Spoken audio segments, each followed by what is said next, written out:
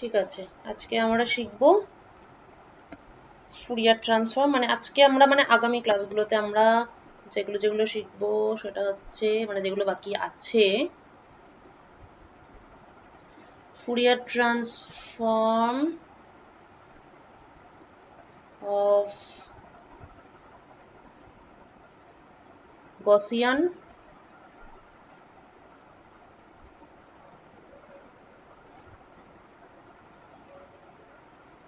properties of Fourier transform, application of Fourier transform.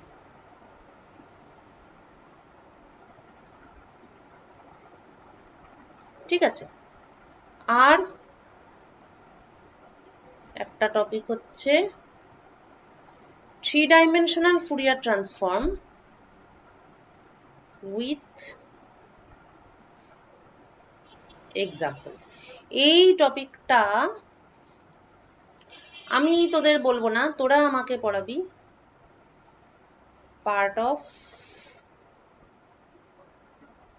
Classroom teaching. ঠিক আছে, three dimensional Fourier transform one dimensional Fourier ট্রান্সফর্মেরই একটা extension.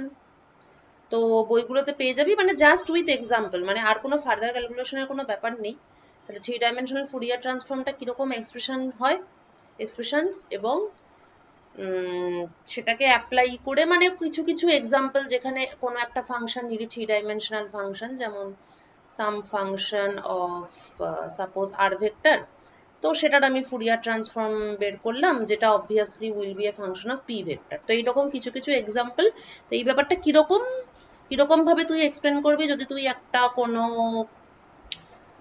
যে one dimensional Fourier ট্রান্সফর্মটা already জানে, তাকে তুই থ্রি ডাইমেনশনাল ফুরিয়ার ট্রান্সফর্মটা কিভাবে এক্সপ্লেন করবি, সেইটা এই টপিকটা, এটা সময় আছে, পরীক্ষার আগে একদিন প্রেজেন্ট করলেই হবে, স্লাইড দিতে হবে না, এমনি জাস্ট স্ক্রিন শেয়ার করে ব্যাপারটা বললেই হবে। ঠিক আছে, এটা তাহলে থাকলো পার্ট অফ ক্লাসরুম টিচিং। এটার উপরেও আমি মার্কস দেব, যেখানে ইন্টারনালের আন্ডারে যতটা পোর্শন আছে, আর এই বাকি তিনটে আমরা পড়বো। ঠিক আছে, প্রথমে ফুরিয়ার ট্রান্সফর্ম অফ গসিয়ান, যেটা অর্ধেক হয়ে আছে। আচ্ছা, so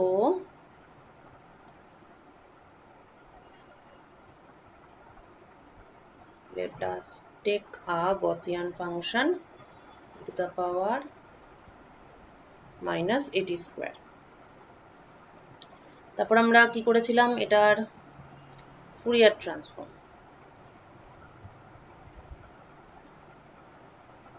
equal to minus to plus infinity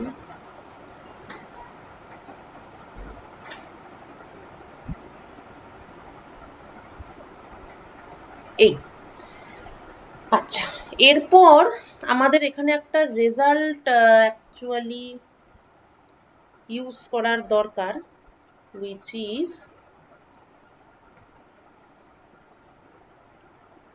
e to the power minus alpha x square dx 0 to infinity equal to root over pi by alpha। ঠিক আছে, এবার আমি তোকে যেটা করতে দিয়েছিলাম, সেখানে সম্ভবত এই জিনিসটা ছিল minus infinity to plus infinity, তাই তো? এবার সেটা করে সেখানে একটা পার্ট ছিল মাইনাস ইনফিনিটি টু জিরো, আর একটা পার্ট ছিল zero to infinity to the power minus alpha x square dx. তারপর আলফা এক্স স্কোয়ারকে জেড ধরে টোরে এই পোর্শনটা, জাস্ট এই পোর্শনটা, সেই পোর্শনটা তোর বেরিয়েছিল রুট ওভার, না এটা হাফ অফ রুট ওভার বেরিয়েছিল কি, নাকি এটাই বেরিয়েছিল?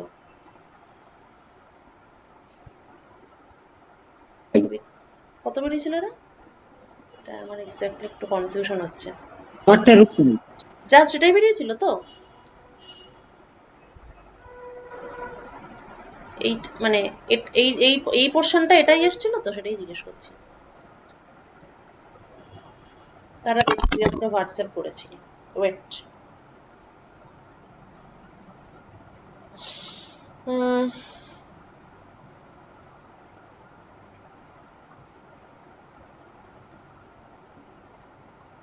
হাফ অফ মিলছিল, এটাই আমার মনে হচ্ছিল।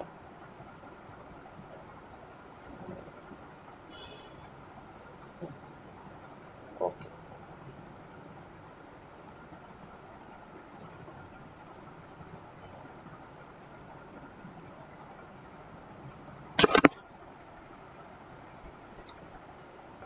জিরো টু ইনফিনিটি হচ্ছে এইটা,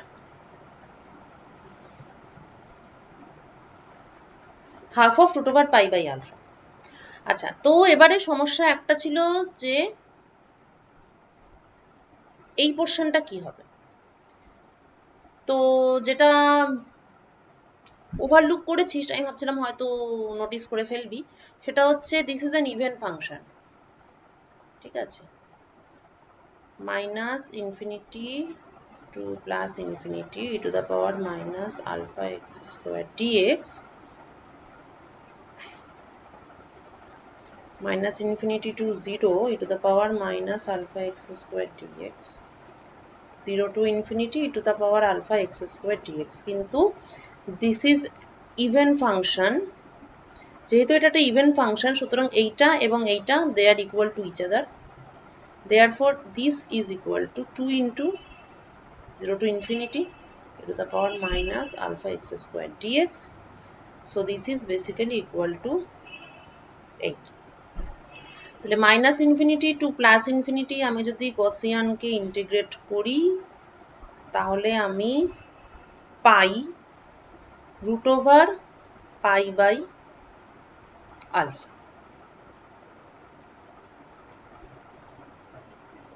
ঠিক আছে, এটার অনেক রকম ইমপ্লিকেশনই আছে, যেমন ধর সে আমরা ডিরাক ডেল্টা ফাংশন ডিফাইন করেছিলাম in terms of a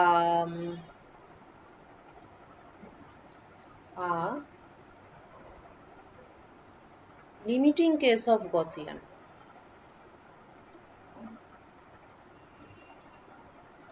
তো এরকম ছিল ব্যাপারটা।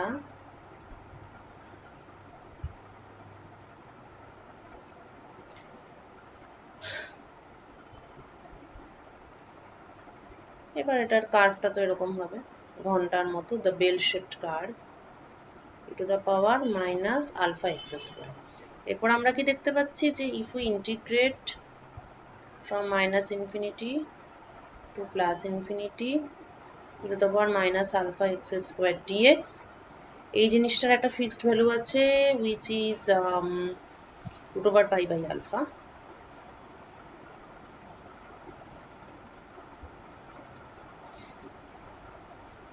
So that means আমি যদি এরকম একটা ফাংশন ডিফাইন করি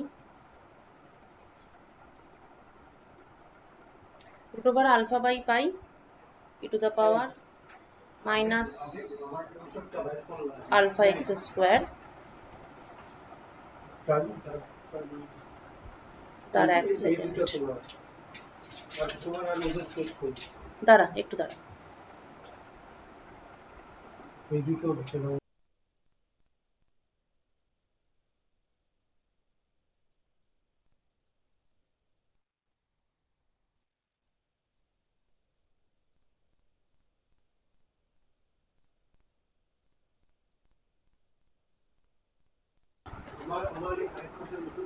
হ্যাঁ সরি, হ্যাঁ, তো বলছিলাম যে আমি যদি এরকম একটা ফাংশন ডিফাইন করতাম as our fx, তাহলে জাস্ট কি হতো, সামনেটায় একটা এই টার্ম অ্যাড হয়ে যেত, তাতে তো কিছু চেঞ্জ হতো না, কারণ ফাংশনটা এক্স এর ফাংশন। ওকে, তাহলে আমি কি পেতাম, fx dx minus to plus infinity integrate করলে আমি 1 পেতাম। ঠিক আছে, এটা হলো একটা পার্ট। আচ্ছা, এইবার লিমিটিং কেস। তো limiting case of Gaussian is a Dirac delta function, তাহলে আমি যদি এটাকে লিমিটে যেতে চাই, ফর এক্সাম্পল আমি যদি আলফাটাকে ভেরি লার্জ করি, আলফা ভেরি লার্জ, তো আচ্ছা কিছুটা লার্জ করি, একেবারে বেশি লার্জ করে দিলে তো আমরা বুঝতে পারবো না। তো suppose I am increasing alpha, alpha যদি বাড়াই, আলফা বাড়ালে কি হবে, এই ফাংশনটা এই ফাংশনটাতে দু জায়গায় আলফা আছে, একটা আছে এখানে আর একটা আছে এখানে। তো আমি যদি আলফা ইনক্রিজ করি, দেখ ফার্স্ট অফ অল এই যে ফাংশনটা আছে fx equal to root over alpha by pi e to the power minus alpha x square, তো x ইকুয়াল টু জিরোতে fx এর ভ্যালু হচ্ছে হাইয়েস্ট, fx এর ভ্যালু সবচেয়ে বেশি কখন, যখন x equal to zero, right? তা আমি যদি আলফা ইনক্রিজ করি, তাহলে এই যে এটা পিক ভ্যালু, তো এই মাথাটা, তো আলফা যদি আমি বাড়াই তাহলে এফ ম্যাক্স বা যে পিক ভ্যালু সেটা বাড়বে, অর্থাৎ মাথাটা উপরে উঠবে, ভালো কথা। প্লাস কি হবে, আলফা যেহেতু বাড়াচ্ছি, তাহলে e to the power minus alpha x square it is actually equal to 1 by e to the power alpha x square. তাহলে আলফা যদি বাড়াই, তাহলে একই এক্স এর জন্য if alpha is increased e to the power minus alpha x square will decrease. Okay, alpha যদি বাড়ে e to the power minus alpha x square এর ভ্যালুটা কমবে ন্যাচারালি, মানে একই x এর ভ্যালুর জন্য এটা কমবে। তার মানে ধরা যাক x এর একটা পার্টিকুলার ভ্যালু আমি এটা চুজ করলাম, গ্রেটার আলফাতে এই ভ্যালুটা এটা না হয়ে আরেকটু কম কিছু হবে, অর্থাৎ এটা হবে। তার মানে জিনিসটা এখানে না হয়ে একটু নিচে হবে। প্রত্যেকটা ক্ষেত্রেই আমি যদি আলফাটা বাড়াই তাহলে ভ্যালুগুলো কমে যাবে, অর্থাৎ the curve will look like this. বোঝা গেল? তার মানে আলফা যদি বাড়ে তাহলে কার্ভটা সরু হবে, লম্বা হবে।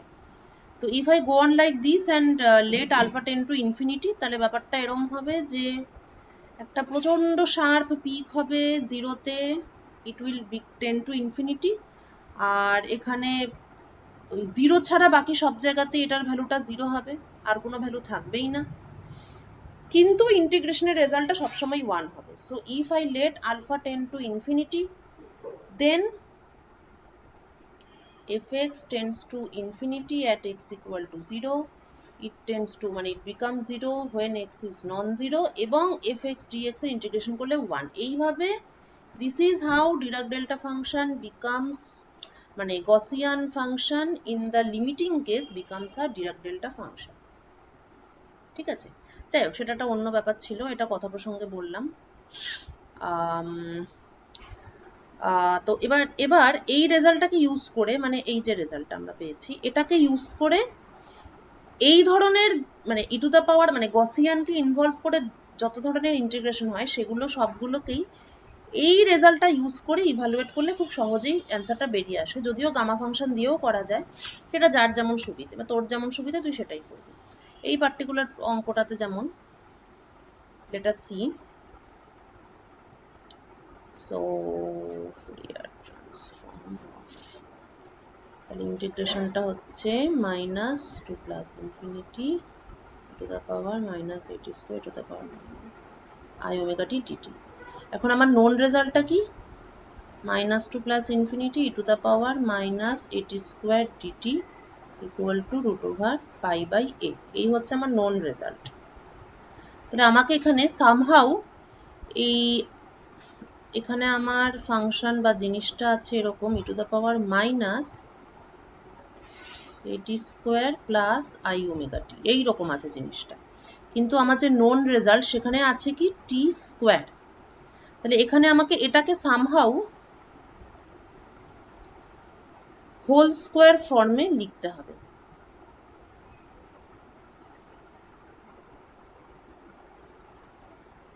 রাইট? এইটা হচ্ছে আমার টার্গেট।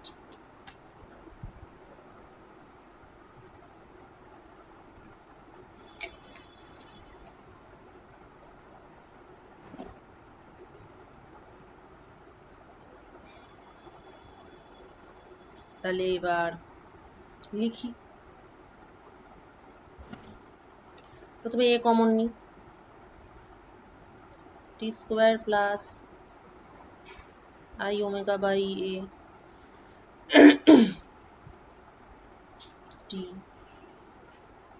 ডিটি।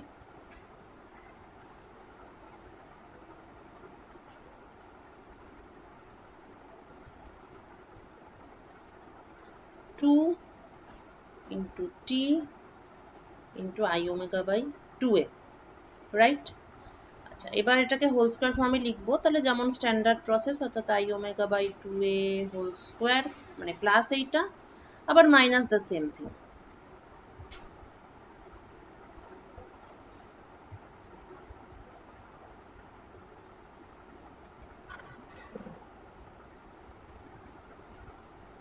হলো, একই জিনিস প্লাস মাইনাস লিখেছি। আফটার দ্যাট এবার হোল স্কোয়ারের মধ্যে কি কাকে কাকে নেব? এটাকে নেব, এটাকে নেব এবং এটাকে নেব, আর এই পার্টটা ব্র্যাকেটের বাইরে বেরিয়ে যাবে। সো যেটাকে বের করার ওটাকে বের করি, two the power minus A into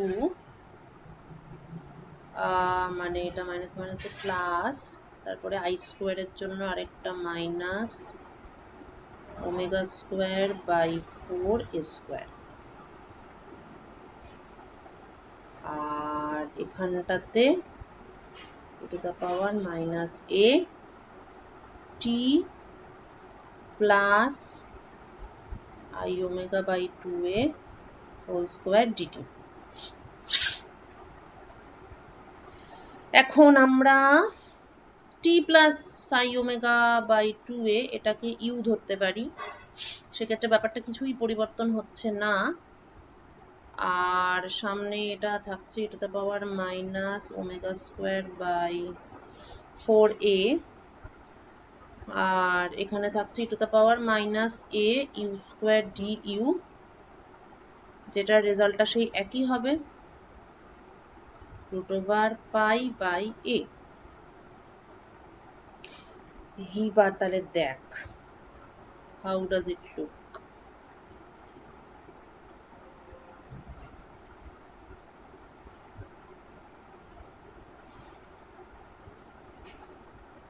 এই হলো আমার Fourier transform of e to the power minus a t square. So t space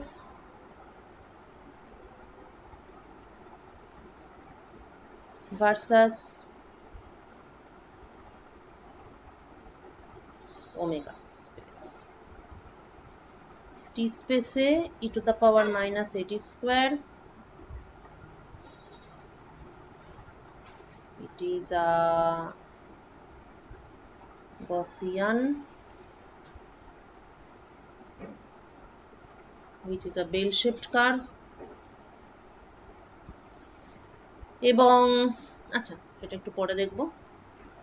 R Fourier transform omega স্পেসে হচ্ছে রুট ওভার পাই বাই এ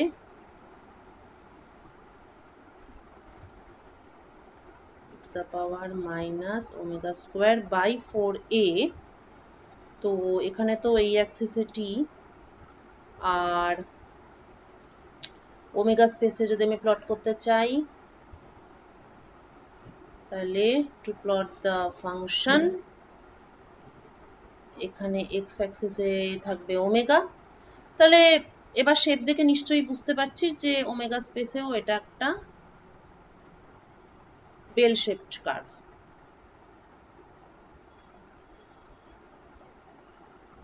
ঠিক আছে, কিন্তু পার্থক্যটা কোনখানে আছে? The difference is in the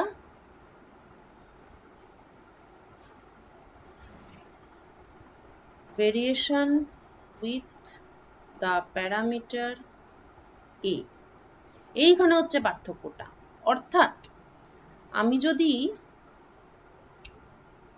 a K if I increase a, if I increase a, একে যদি বাড়ানো হয় তাহলে এই কার্ভটার ক্ষেত্রে কি হবে? এ বাড়লে পরে কার্ভটা কি হবে, রোগা হয়ে যাবে, মানে এটা আরো কুইক ফল করবে। ঠিক আছে, তাহলে এই ব্যাপারটা এরকম হবে।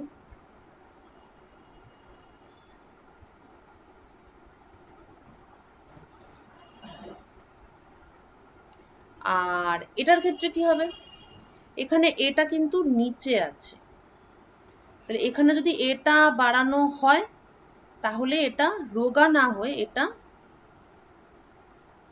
মোটা হবে,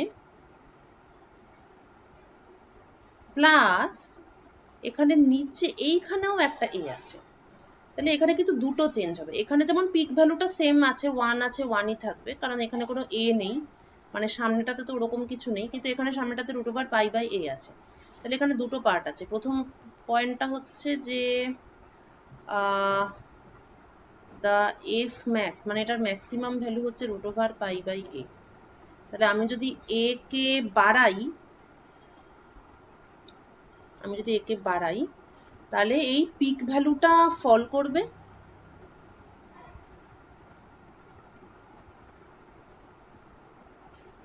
তার সঙ্গে কার্ভটা মোটাও হয়ে যাবে।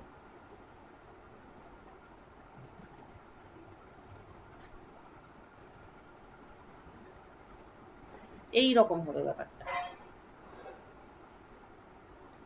এবার যদি আরেকটু বাড়াই, বা আমি যদি এবার উল্টোটা করি, আমি যদি এবার কমাই, একটা অন্য কালার চুজ করি, আমি যদি একে কমাই, তাহলে এটার ক্ষেত্রে কি হবে, এটার ক্ষেত্রে এটা আরো ফ্ল্যাট হবে, আর এটার ক্ষেত্রে এটা আরো উপরে উঠবে এবং এদিকটাতে আরো শার্প হয়ে যাবে।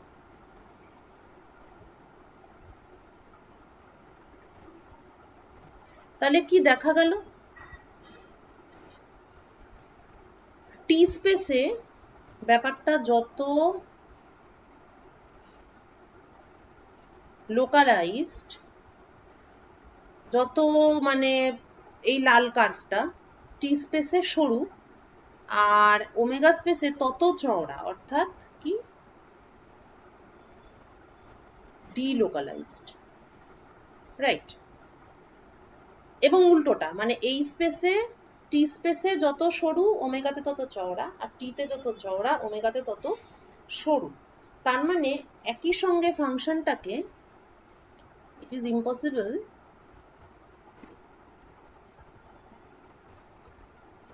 to localize the function simultaneously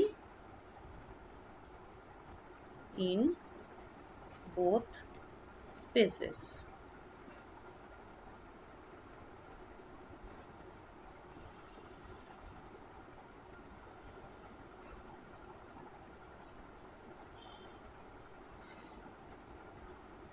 এটা আমরা এখান থেকে পরিষ্কার দেখতে পেলাম।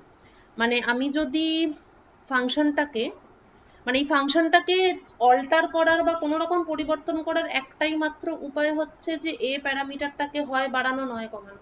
কিন্তু আমরা অদ্ভুতভাবে দেখতে পাচ্ছি যে দুটো স্পেস যদি ফুরিয়ার কনজুগেট হয়, এটা কিন্তু টাইমের সঙ্গে ওমেগারই এই সমস্যাটা হবে, মানে এটা কিন্তু টাইমের সঙ্গে পজিশনের এই সমস্যাটা হবে না, যে যার ফুরিয়ার কনজুগেট তার সঙ্গে তার এই সমস্যাটা হবে। টাইমের সঙ্গে যেমন ওমেগার এই সমস্যাটা হবে, সেভাবেই পজিশনের সঙ্গে মোমেন্টাম বা কে স্পেসের এই একই সমস্যা হবে। সমস্যা এটাই যে একটা স্পেসে ফাংশন যত সরু অন্য স্পেসে ফাংশন তত মোটা, এবং ভাইসা ভার্সা। অর্থাৎ আমি কোনোভাবেই দুটো স্পেসে একই সঙ্গে একটা ফাংশনকে একই সঙ্গে লোকালাইজ করতে পারবো না। This is the origin of the concept of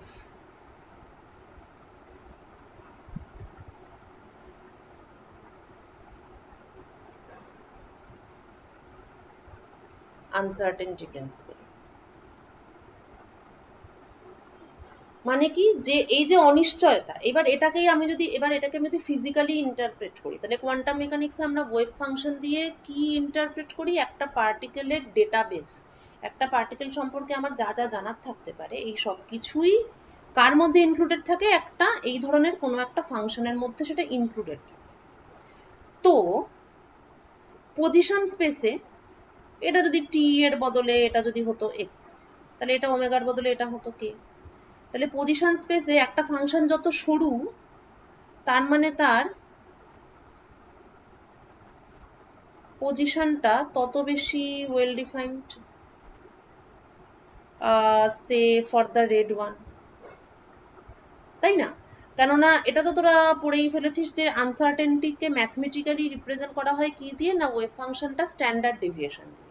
তো আমি যদি সেই ম্যাথমেটিক্সে নাও যাই, আমি যদি কেবলমাত্র ওয়েভ ফাংশনটাকেই দেখি, তাহলে আমি তো এটা জানি যে এই যে হাইটটা, এটা তো প্রবাবিলিটি, মানে এই ওয়েভ ফাংশনের মড স্কোয়ারটাই তো প্রবাবিলিটি। তার মানে এই যে হাইটটা আছে, এটা একটা সরু একটা কার্ভ, মানেই পজিশনটা ওয়েল ডিফাইন্ড, এইখানে থাকার chances are very large, right? এই কার্ভটাকে আমি যখন মোমেন্টাম স্পেসে দেখছি, দ্য রেড কার্ভ, তখন আমি কি দেখছি? যেরকম একটা ছড়ানো একটা ফ্ল্যাট কার্ভ। তার মানে কি হলো এখানে? মোমেন্টাম ইজ ইল ডিফাইন্ড, ঠিক মতো ডিফাইন্ড নয়। এখন আমি যদি মোমেন্টামকে ভালোভাবে ডিফাইন করতে চাই, অর্থাৎ মোমেন্টাম স্পেসে যদি আমি লাল কার্ভটাকে সরু করতে চাই, তাহলে পজিশন স্পেসে আবার লাল কার্ভটা ছড়িয়ে যাবে। অর্থাৎ একই সঙ্গে পজিশন আর মোমেন্টাম দুটোকে একই সঙ্গে ভালোভাবে মেজার করা ঠিক নয়, ভালোভাবে এক্সিস্ট করাটাই সম্ভব নয়। বুঝেছিস? মানে এটা কিন্তু not a failure of human experimental system. It is not like that, it is the reality of nature. প্রকৃতিতেই কোনো একটা পার্টিকেলের পজিশন এবং তার মোমেন্টাম একই সঙ্গে একই রকম অ্যাকিউরেসি নিয়ে এক্সিস্ট করে না। তবে এটা কিন্তু পুরোটাই একটা অবজারভেশন বেসড একটা পৃথিবী। মানে প্রকৃতিকে আমরা যেভাবে ডেসক্রাইব করি, আসলে আমরা যা অবজার্ভ করি তাই ডেসক্রাইব করি। এই যে পজিশন, মানে প্রকৃতি যখন সৃষ্টি হয়েছে, সে তো আর আচ্ছা আমার পজিশন, আচ্ছা আমার ভেলোসিটি, এরকম ভাবে তো প্রকৃতি সৃষ্টি নেই। প্রকৃতি প্রকৃতির মধ্যেই সৃষ্টি হয়েছে। আমরা প্রকৃতিকে ডেসক্রাইব করার জন্য কিছু নির্দিষ্ট প্যারামিটার ব্যবহার করি, যেমন position, velocity, momentum, energy, etcetera. এগুলো কিন্তু আমাদের প্যারামিটার, আওয়ার প্যারামিটারস, আমরা এগুলো ব্যবহার করি। তো আমরা যেভাবে অবজার্ভ করি, আমরা যা দেখি, আমরা যে প্যারামিটার দিয়ে ডেসক্রাইব করি, সেই প্যারামিটারগুলোর মধ্যে দেখা যাচ্ছে যে একটা সম্পর্ক আছে। সম্পর্ক এই যে তাদেরকে একই সঙ্গে নির্ণয় করা যাবে না। With equal accuracy it is impossible to determine because they don't have accurate position and momentum together. ওকে? কেননা যে ওয়েভ ফাংশন থেকে এই তথ্যগুলো আমি পাবো, সেই ওয়েভ ফাংশনই আমাকে বলে দিচ্ছে যে ভাই আমি দুটো স্পেসে একই সঙ্গে ওরকম অ্যাকিউরেট রেজাল্ট দিতে পারবো না। আমি একটাতে শুরু হলেই অন্যটাতে মোটা হয়ে যাই, মানে এটা কিছু করার নেই। ঠিক আছে? তো এটা একটা প্রচন্ড ফিলোসফিক্যালি বিউটিফুল একটা ম্যাথমেটিক্স, এই ব্যাপারটা যে গসিয়ানের Fourier transform is also a Gaussian, কিন্তু গসিয়ান একটা স্পেসে যখন শুরু হয় অন্য স্পেসে মোটা হয়, অ্যান্ড ভাইস ভার্সা। ওকে।